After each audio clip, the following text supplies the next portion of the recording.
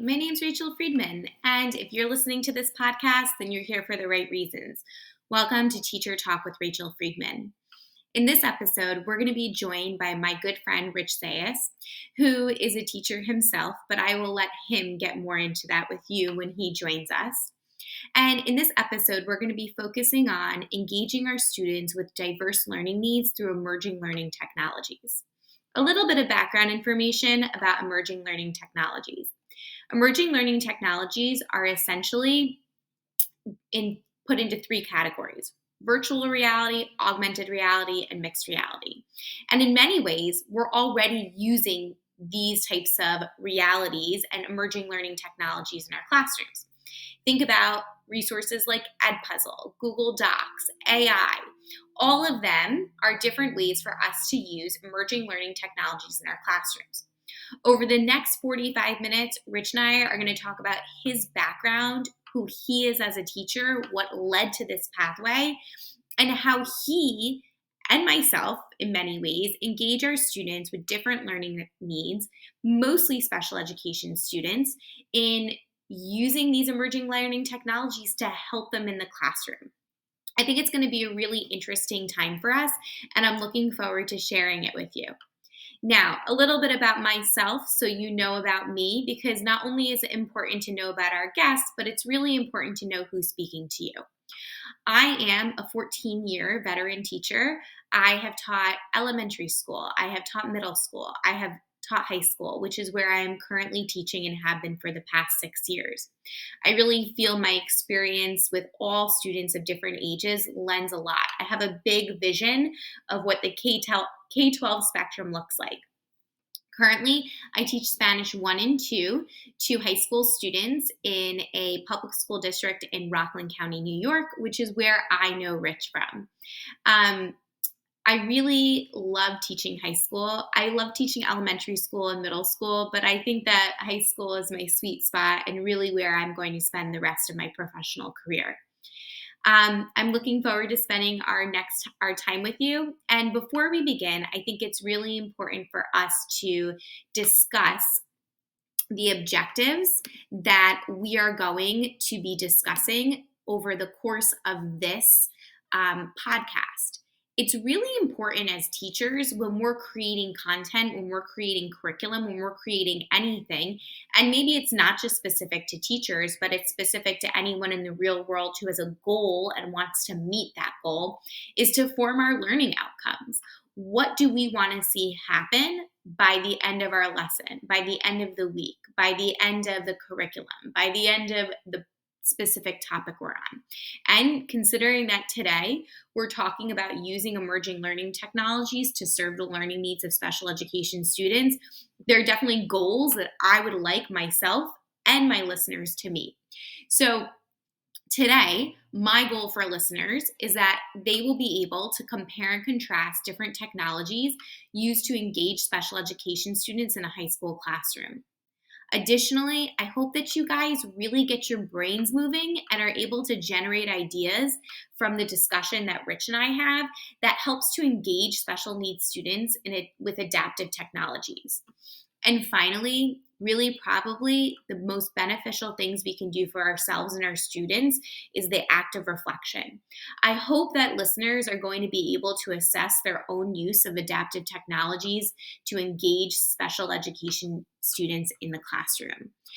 I really am going to enjoy our time together. I hope you like my guest. And as always, if you have questions, if you have thoughts, if you want to learn something more and you think it'd be really a great topic for this podcast, send me an email or send me a DM in our Instagram link. Have a great day. Okay, so we're really lucky we get to sit with Rich today, who I mentioned is my coworker. We're not going to say the name of the high school that we talk about, we work at, but we work at a public high school in Rockland County, New York. So this is Rich, and Rich, I would love for you to introduce yourself, starting where you grew up and maybe what was your pathway to becoming a teacher. I know a little bit about it, but I really don't know the details. And I think it's going to be really interesting, especially maybe for people who are watching that are not on the high or the college going right into teaching pathway. So why don't you tell us a little bit about that? Yes. Well, first off, thank you, Rachel, for having me on. Definitely enjoying this. Yeah, my pathway is definitely not traditional, and I'll give a little summary first. I did not even think of a career in education until I was 27. So it's definitely very Yeah. different. I originally grew up in Manhattan in an area called Washington Heights, which is a very poor neighborhood.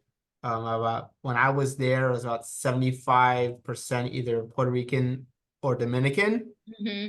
And because of that, I was educated at a magnet school in Lower Manhattan, West 70th Street called PS 199. And that happened from testing at the kindergarten level. I was there until fourth grade when my parents moved up to the suburbs. Less crime, better education, being able to go outside in the yard, all those things, American dream. And I moved to Rockland. Fifth grade was my first year in, I guess, a suburban education system. And Hmm. that was eye-opening for me because I was always what I thought was a smart student. I had well-educated parents. We always read. We was always immersed in different things. And I realized as a fifth grader that without any disability, without any classification, that I was the slowest student in the class. Like, and think Wow. about like how severe it needs to be for a fifth grader to pick up on that in like a Yeah. month. But with hard work and really good educational system there, I was able to progress and get on board and be at level by the end of my fifth grade year. That's awesome. That's Yeah. probably made you feel really good too by the end of it. Absolutely. And like, my mom's a teacher, my dad's an attorney. We're always doing stuff. He's the kind of guy who had the Sunday New York Times and Wall Street Journal subscription. I always had Mhm. books. We also went to museums. So education was always in my household, but it shows you just where you live, how much you can determine for life pathway. And I really try to Mhm. think about that with a lot of my students. What was interesting though is because it took me so long to get on board and just to get at level of fifth grade, by the time I was entering high school, I wasn't at the level to get into honors classes, like testing out of and testing above, advanced tracking, all that kind of stuff. So I would realize that, and I was going to go to a very large high school with a graduating class of 1,000 students per year, and that brings in from a wide area. And I noticed even in middle school that some of those regular ed class, non-honors classes definitely were the teacher couldn't do everything they wanted to do because of Mhm. behavioral issues from the student population in there.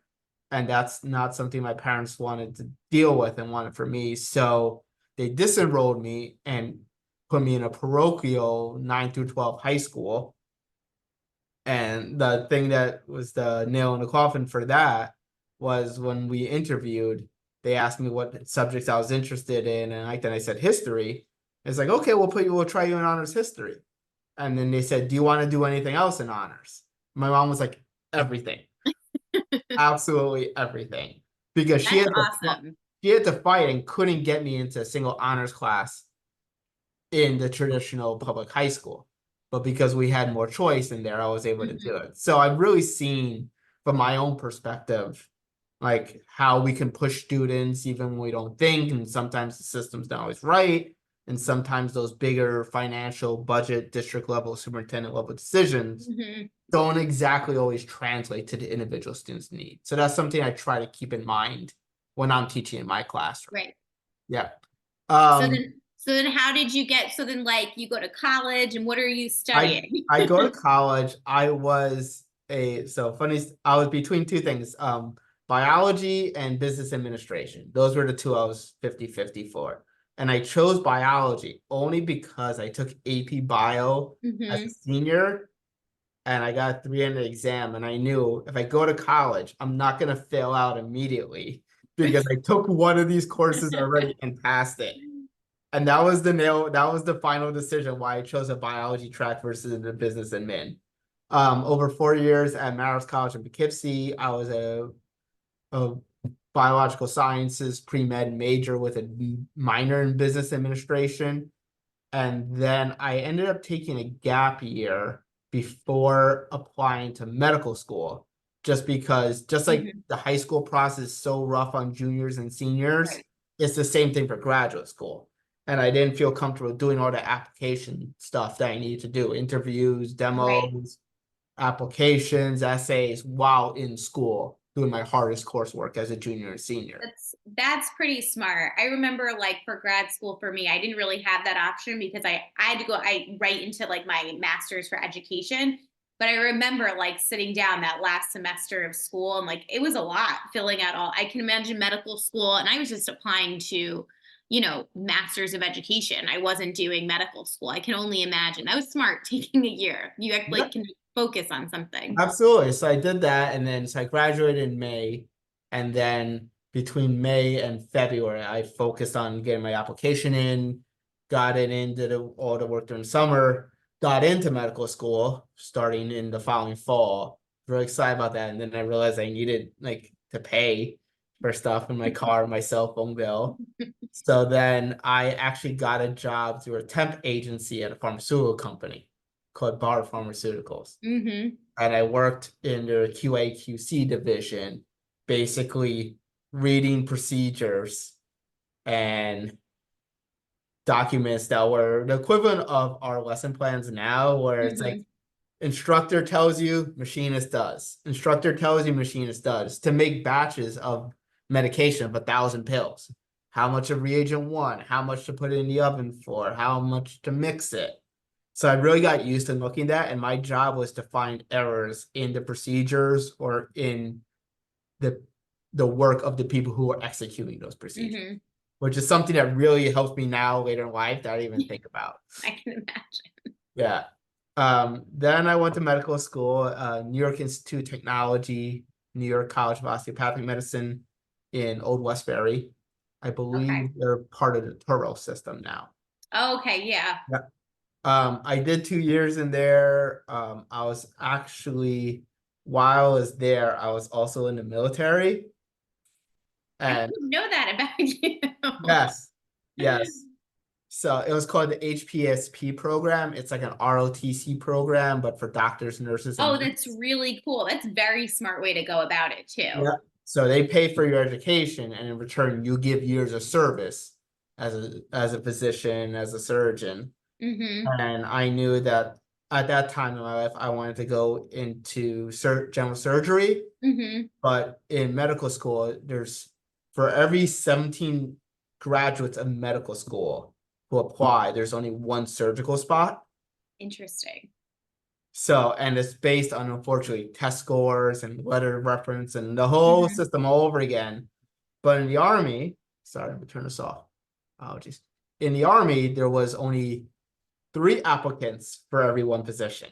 Oh, so that's and also like then you don't have to pay for Exactly. I was like, I it. could beat 2 people. I could do that. Right. So that was so, but between that time after my second year, I decided it was a couple of ethical things I saw and financial and just workload that wasn't going to be the world for me. So I Hmm. disenrolled, I got out, I was discharged from the Army, and I was at home bouncing between odd jobs.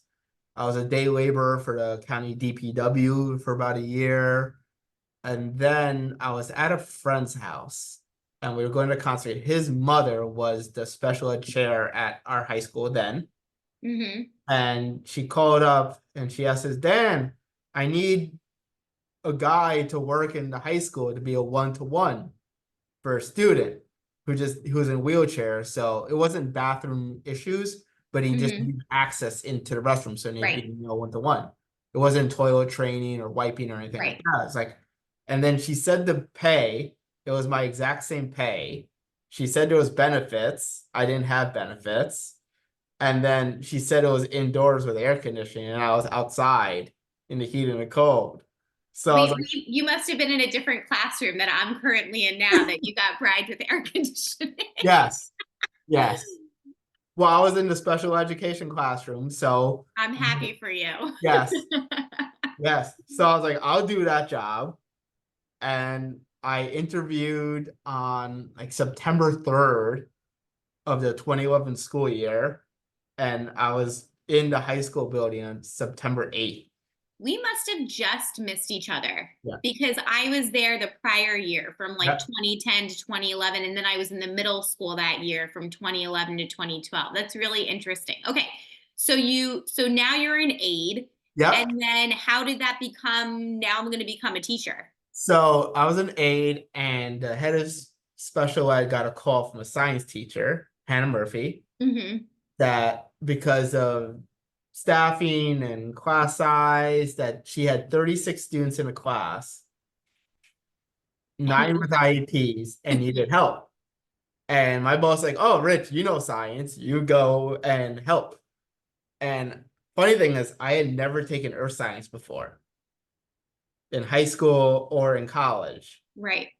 So I had no idea, but it was a really good teacher and I could pay attention and learn and Mm-hmm. pick up fast. So I started assisting in that room, and Hannah Murphy is an amazing teacher. She's a New York Yes, State she master is. teacher, Mm-hmm. emeritus right now. She's now our science department chair. Mm-hmm. And after a couple of years, her and the special ed chair encouraged me to go back for my master's. You're really good with this population. You like it. You should consider us. We always need guys. We always need people in science. We need a guy in special ed, all those kinds of I things. know you really were like the ultimate package. Yeah. And it You was were. nothing I never intended for. I never like, Okay. built myself to do that. So then I went to grad school at night while here as a teaching assistant full time.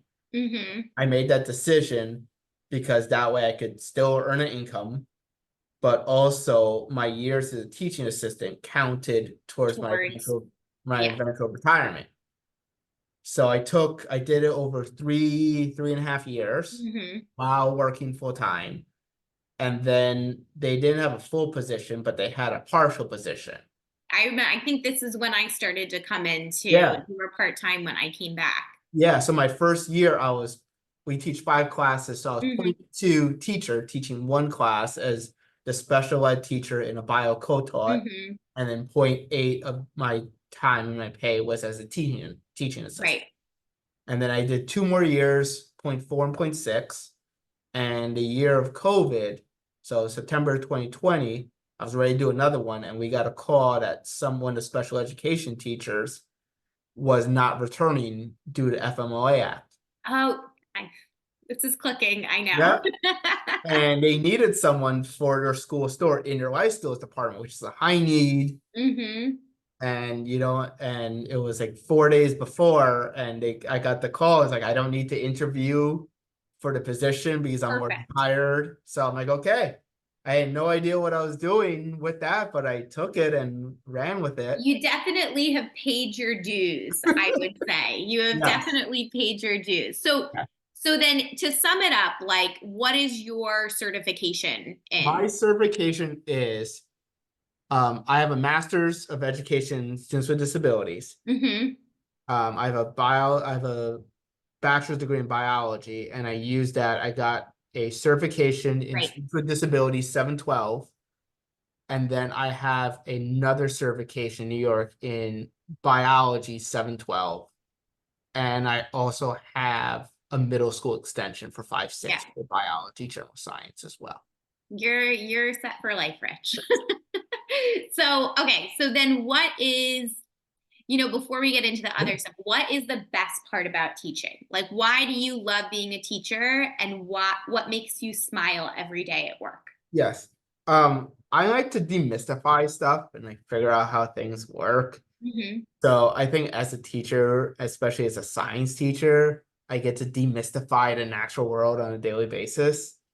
And I allow my students to realize that they're smarter than they think they are. Mm-hmm. Just because they're in high school, disability or no disability, that they still can do science and think about science and process science. So I really see myself as being a guide to their natural inquisition, Mm-hmm. and I try to be the spark plug to their engine. That's really cool. I love That's my that's my goal. Like without a spark plug, the engine's not gonna work, but the No, engine's it's gonna do not. everything. You're Yeah, like their catalyst. I love exactly. that. Exactly. Okay. So Yeah. let's hop into like what special education looks like in a high school classroom or a high school science classroom. And just for the people that are listening, Rich is going to talk about the types of classrooms that he Yeah. teaches in and what science or what special ed looks like in our high school. I don't have a co-teacher, but Rich and I teach many of the same students. Yes. So we have like really interesting perspectives on one dealing with this specific type of cohort and having certain supports in it, and then other like just swapping how we interact with it. So I always like hearing from our special education teachers because I learn a lot because I don't have sometimes 99.9% of the time, I don't have that extra help in my classroom. But we teach the same cohort of students. So Absolutely. And some of that goes based on like state regulations and stuff right. like Yes, that. that's based on state regulations, right? In a Absolutely. Spanish classroom, it's considered a core elective. So Yes. because of that, even though the students have the same reading and special needs and diverse Yep. needs, because it's a core elective, schools aren't required to provide a special education teacher. Whether Yes. they should or not is a different story, but Absolutely. but legally they don't have to. Okay, Absolutely. so um, what's the makeup of your classroom and what type of classes do you teach? So I teach two types of class. So in your general suburban high school, one town, one high school, there's 2 to 3 levels of special education going on. Mm-hmm. The first would be our what we call our mainstream regular ed classroom, and the student, based on their IEP needs and the CSE meeting and Mm-hmm. past evidence, would be placed into that classroom without an additional person or human, but Mm-hmm. still be granted legal support. So when we read Right. our IEPs in the beginning of the year, these are things we're reading for. Right. And let's just say limited to testing accommodations. Right. They get extended They get time, still extended. get that extended time, but they don't need the extra support of the teacher. And that's what it looks Exactly. like a lot of in my classroom. Yep. Or you have a student who's hearing impaired and has cochlear implants, but Mm-hmm. is 115, 120 IQ. Yeah. Technically, they fall in one of those 13 IEP classifications. They have an IEP. They're technically serviced through the special education department, even though it's not as much of an academic need. Right, exactly. We Yeah. have, I think, I don't know if you've had him, but we have a shared student. We were just talking about him before, with his visual Yes, impairment. exactly. Exactly. Yep. Mhm. Mhm. Okay, so we have like your mainstream kids that Yep. just need a couple of edits via their IEP. And then Yes. what about after that? After that, the next level classroom was what we call a co-taught classroom. And that's kind of what I do most of the time and Mhm. specialize in. So co-taught classroom will have your still regular ed population, and any student who basically didn't get selected for an honors class can be in that Mhm. co-taught classroom. Right. But in addition, there's integration of special education students in there. Higher number, I would say ideally 4 to 10 Right. in one of those classes. And right now, my class size is around 24 to 28. So that's kind of the mix. So It's yeah, big, but it's yeah. not awful if you have another human in there with you. And the benefit is that because it's a co-taught class, there has to be 2 certified teachers in the room. Right. One who's certified in the content area and one who's a certified special education teacher. But you don't have to be like, if they're lucky that they have you in the sense that you're Yes. special ed science, but like Yes. I could be a special ed teacher with no experience in science and they could say, get on in there. It would be Absolutely. a bad idea though. No, absolutely. And technically, because that we have one special ed teacher who's doing that with earth science right now. Mhm. She's awesome. She's bearing a big load and she's doing great at it. But even that class is not considered teaching out of her certification. Right. So I believe her background is special ed English. She could be in 5 special ed co-taught earth science classes and still be within Right. her certification. Yeah. I think we're lucky though, in that our school does try and like target you Absolutely. to like your strength. Like they would, if I was special ed, I don't think that they would first and foremost throw me into a science No. class. Well, that's also comes a benefit because there's an aversion to science in a lot of our population. Right. But also within special education, most people who go into special education are ELA, literacy based, Mm-hmm. history based, then Yeah. science and math. So Yeah. I'm there already. So I'm taking the things that people naturally don't want to do. So it kind of Okay. works out. So you do co-taught, and then Yes, you teach, which is when we were discussing, you yes, teach another class, yes. which That is called our we share those friends, but explain what that one is. that is called our self-contained model. Which is an That, interesting name because I don't yes. think it's necessarily the right name. It's No, self-contained in that their learning abilities really need that like actually, attention from teachers, not because absolutely. physically or like socially inept in any way. No, not at all. Some of them will be in a gym or luncheon. You could not spot them if you Right, came in as exactly. observation. You couldn't tell who it is. It's just cognitively they really need Yes, that special attention. yes. Okay. So And then all that of class, what does that look like generally? that is mandated to be a maximum of 12 to one makeup. So Okay. I, as the teacher, will have one teaching assistant and a maximum of 12 students. Okay. That is also on their IEP, and that decision is made at their CSE meeting, their annual, Mhm. their reeval, based on their academic, social, emotional needs as well. So for your co-taught classroom Yes, versus your self-contained classroom, what yes. are the course expectations for the students and yourself? Well, I would say at all times, the expectation at some level is to pass at the end of the year and pass the state curriculum with the Regents exam that we have. Right. That's the caveat is that like So, we're in a public school and yes, like we do have to meet certain standards. And that's like absolutely. both a lot of pressure on you and the Yeah, students to be able to do absolutely. that. And just so you know, I am not allowed to water down or remove No, curriculum. because the final's not going to be watered down. They don't take a Exactly. modified version of the regents. Exactly. Absolutely. Yep. I'm And allowed to adapt delivery and presentation methods to help those students become more likely to succeed in the classroom. right, you're scaffolding it for them in a lot Exactly. of ways. So it's funny because I'll talk to other staff, it's like, oh, I don't know how to deal with this special ed need. And in the back of my head, like, I never had an education background before I had a special education background. And for me, special education is just quality education. Yes. Those things we learned about using different modalities, using graphic organizers, using pre-teaching and reteaching techniques. Yep. Those could I, have been in at EDU 102, but I yeah. came in EDU 502. I think because I haven't had any co-teachers in the sense or Yes, special ed, like I've had to go and figure out a lot of that on my own. And that's like what absolutely. the classroom is, right? Like Absolutely. I'm Yeah. teaching up here, I'm teaching down here, I'm teaching here. And like, how do you do it so like everyone in the class is getting engaged? It's really like it's a tough thing to do. Absolutely. I think So I was sorry, I don't mean thinking, to cut you off. I yeah, just want to ask one more question. I think it'll probably, absolutely. what resources are there resources do you think that the district provides to help you meet these needs? Or do you think a lot of times like you're the teacher, it's kind of up to you? Yes, well, I will say in our district, I've never had an issue with funding for supplies, lab equipment, manipulatives, all those Right. kinds of things.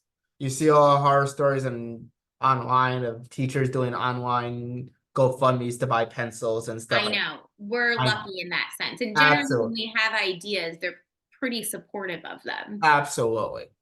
Especially with technology integration as well, which we'll Yeah, keep. which is what we're coming up to next, you Yeah. and I.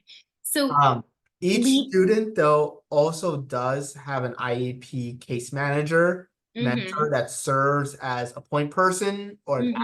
advocate. And it's at least someone that the student can touch base on for all their classes and the parent can touch base on for all their classes.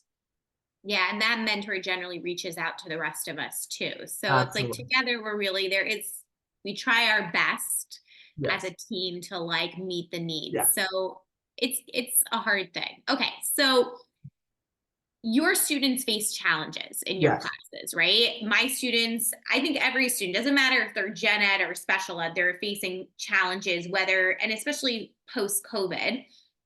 But when we talk about meeting those challenges with technology in the special ed classroom, Mhm.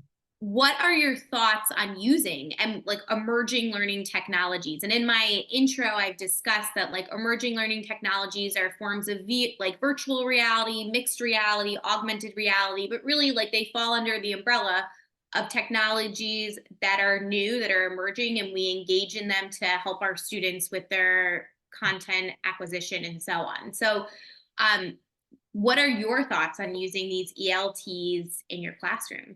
Um, yes, absolutely. That's my thought. And I think you said it best there, Rachel, when you talked about content acquisition. Right.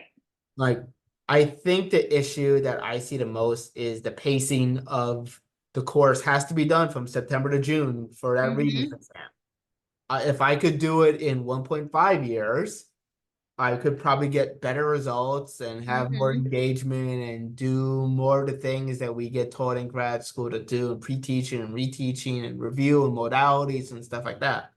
I'm at the point in my career now where I basically have 5 ideas in my head, but I have to pick the one that's the best for Mhm. all my students. Right. And when you're picking for all, you're going to leave out one or two. So now I have to pick out all and change what my all is every day to make sure that by the end of the year, I've captured something for everyone Right. successful for. So how do you think technology then benefits those students with diverse learning needs and like or you to help them benefit? Well, you have more options. You have more Mhm. options in the things that you can do. Like I told my students this as an example. I'm a very visual kinesthetic learner. Mhm. Um, Somebody a couple months ago tapped my rear tail light in my car and broke it. And instead of going to a garage, I was able to figure out between eBay and YouTube Right, how like how to, to do it. And how that's to what a do lot of it. our kids are doing right now too. They watch YouTube videos, Yeah. right? And I brought my YouTube out into the driveway and I had it set up there and I paused Mhm. it a million times and going back and I looked on stuff on forums and I was able to replace the whole LED back of my car.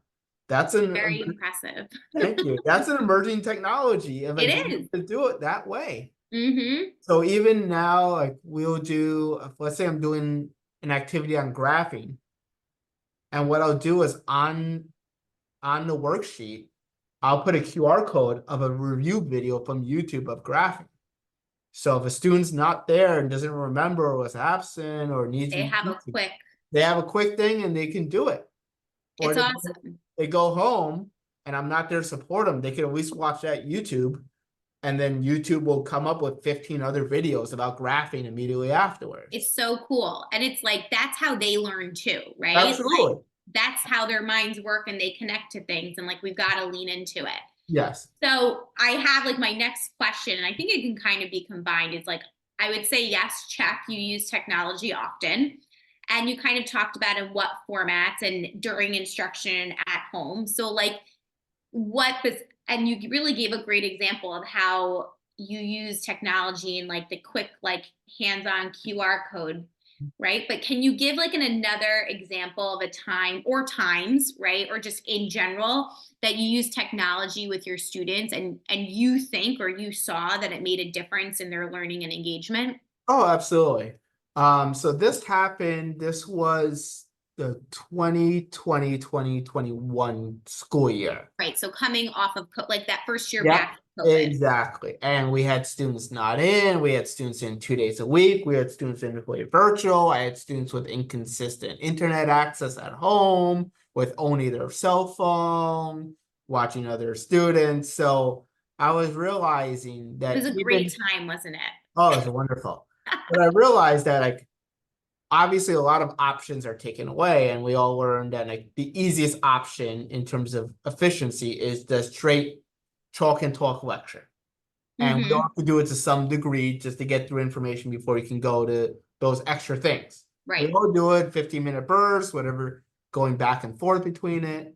So I knew that in my curriculum for my self-contained earth science class of students who have struggles, who have all these issues, lower IQs in many cases, third and fourth grade reading levels in many cases, that I had to figure out a way to get around this. So what I decided to do is, and this was a big undertaking, I used Screencastify and I recorded every single lecture that I did in Screencastify.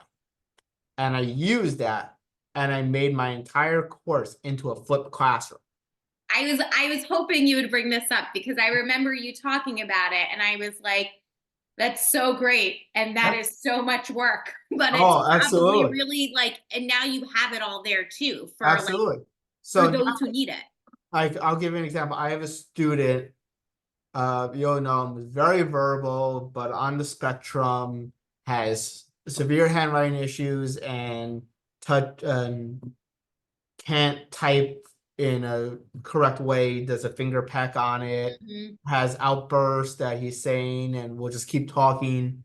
So I'm like, I'm not going to be able to have this student sit for 5 minutes and write 3 slides of notes. It's not going to happen. So now what they do is every night for homework, every single night, they get sent a link through our LMS system of Schoology, and their job is to watch a 15 to 17-minute lecture and take notes.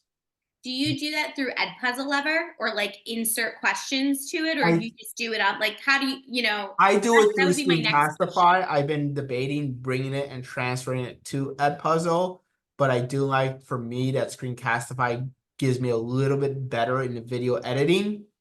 Well, you can edit everything in Screencastify and then Yes, upload it to Edpuzzle. I've yes, done that before, and then included like questions and stuff. yes, and that's kind of be like my next level of going when I have time, when I can That's do. future Rich, maybe Yes, next year. absolutely. So what they do is the student will watch the lecture, take however many how long they need to, take whatever number of breaks they need to. Mhm.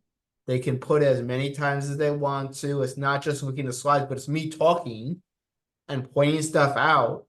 So it takes like a 25-minute lecture of doing it.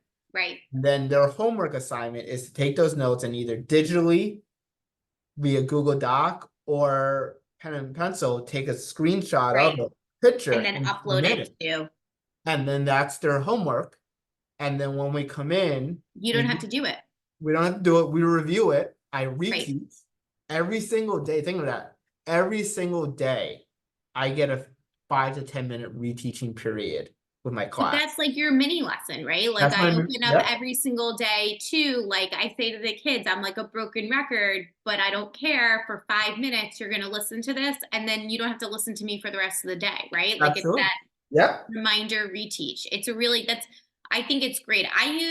I did something similar in that, like I tried to record lectures, yeah, um, and then I uploaded them like for like, as a study resource or yeah, a unit resource. Now I do it more so with my Google Slides, like everything's there. So yeah, like if they need to go back into the lesson, they can see it. yeah, Okay. So we're going to wrap this yeah, up, right? absolutely. We have like one more, but let's say our district Mhm. has all the money in the world and Yeah, all of the resources in the world, right? We know that's not true because I did ask them if they had VR goggles and that was a no. But let's say we do. What technologies would you like to see in your classroom, especially like in the vision of benefiting your special education students, which of course is then going to benefit all of them, right? yes. So what any like technologies that you've seen or like your vision for them? So I'm gonna give you an answer. It's probably not what you expected. The one resource, if you wanted to give me anything as a teacher, is time. I And with I agree. time, with time, I can go do all that Edpuzzle stuff that we just Mhm. talked about and integrate Mhm. another technology and bring it to that domain 4 level that we're always trying to achieve to do that. So I really think the balance I have in the classroom personally is I try to get really good with 1 or 2 technologies, see all the tools I can use, all Mhm. the different things I can do with it. This last one's been Screencastify. I actually got an email from Screencastify asking me to do demos for them, believe it or not. That's so cool. Yes. And then I was like in the top like 2% of users in the country because I've made so much video with We should make Screencastify. you like an award to hang outside of your classroom. Exactly. But then now I understand what I can truly do with it. Now I can evaluate, do I dip into Edpuzzle with it? Mm-hmm. Do I dip into Pear Deck with it? Or do I dip into GimKit with it? But I want to scatter and spread myself too thin because I won't get the results I need and I'll be overloaded. The problem though, like I think for us, it's like that's awesome, right? But Yep. Pear Deck costs money. Yep. GimKit costs money. Yep. And like we're very fortunate. I have GimKit, an account paid for by school, right? Like that's our department has that. And we have Edpuzzle, right? But all of that is like, you know how many times I've run into things and it's like I'd love to do that. But why, it's like having the funding for it and like getting the Absolutely. permission for it. That's like Absolutely. mostly what I would want. It's just like unlimited funding and time. Like we had for the class that I'm taking right now in graduate school, we had a lecture or like a video meeting last week, and it was like literally the question was very similar to like, what would you need as a teacher? And I said, I need time. Like Yeah, all of this is awesome, but if I have no time to work on it and like not time during the summer because that's my time. that's my time, like time Yeah. during the school year to really sit and do this. Yes. I So think that's what we all want. It's not that we don't want absolutely. to explore or dabble, it's just that we don't have the time for it. No, I remind my fiance who works a traditional 9 to 5, 12-month a year job that while I'm sitting on the couch at 11 o'clock in July, I did my July work already. As Right. teachers, the thing I have to say, as teachers, in 10 months' time, we work 13 months of hours and get Yep. paid for 12. Yep. Do So, you do you think, like, just to kind of wrap it up with like the last question, sure. do you think that schools are doing enough to engage our special education students with technologies in the classroom, or just in general engage our students with technologies? Like, there's already all of these online virtual spaces and all of these emerging learning technologies. And I know, like, we sat through a couple of meetings with our head of technology about AI and all of that.